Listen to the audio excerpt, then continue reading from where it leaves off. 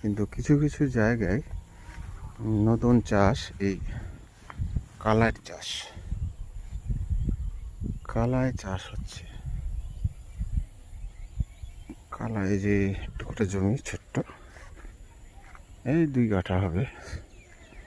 তো এখানে আমি লক্ষ্য করলাম যে কিছুদিন আগে, অর্থাৎ আগস্ট মাসের এই 13-14 তারিখের দিকে তারা স্প্রে করে দিল। ঘাস ছিল, এই ঘাসটা মেরে দিল।